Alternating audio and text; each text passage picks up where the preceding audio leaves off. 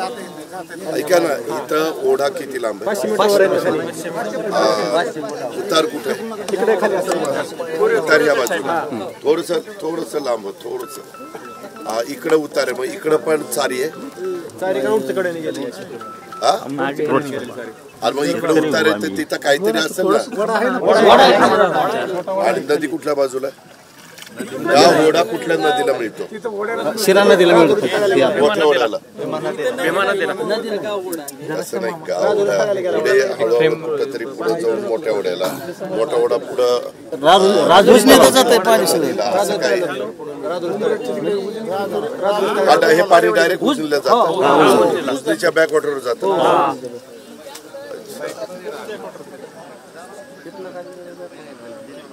बर, हे कांदा अजून कुठली हे जरा बाजूला नाही बाबा, प्लीज हात जोडून विनंती.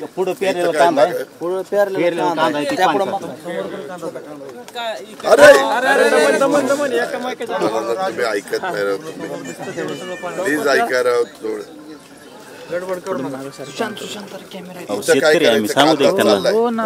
कांदा केलाय त्या बाजूला आणि त्या पलीकडच्या बाजूला पुढं मका आहे.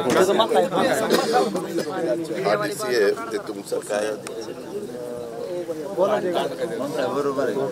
दौंड का कोण आहे?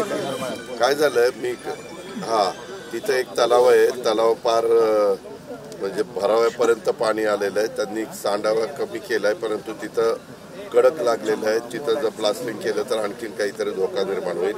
त्याच्यावर बारकी बारकी झुडपं आलेली आहे, तर ती काढून आपल्याला तिथं मुरून टाकायचं. आता इकडच्या बाजूला पाऊस थांबलेला असल्यामुळे काळवटीमध्ये सगळ्यात चिखल आहे. जिथं पाणी म्हणजे उतार आहे तिथं पाणी आहे, परंतु काही ठिकाणी आपल्याला मुरून काढता येईल तर तेवढं आपण काम करून घेऊ लगेच. नाहीतर 27-28चा जर पाऊस आला आणि त्याच्यात जर काही दगाफटका झाला तर ते आपल्याला परवडणार नाही, कारण तो तलाव गावाच्या वरच्या बाजूला आहे. तिथं काही धोका निर्माण झाला तर गावाला धोका होतो आणि ते आजच्या आजच करायचं.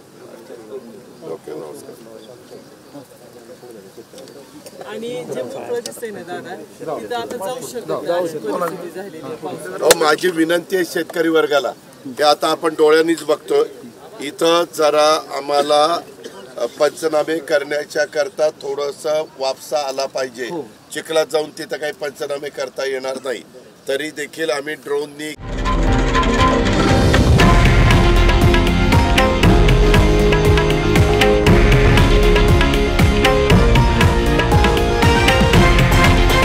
हे आहे देशातील नंबर 1 न्यूज नेटवर्क आणि आपण पाहत आहात TV9 मराठी, एकमेव.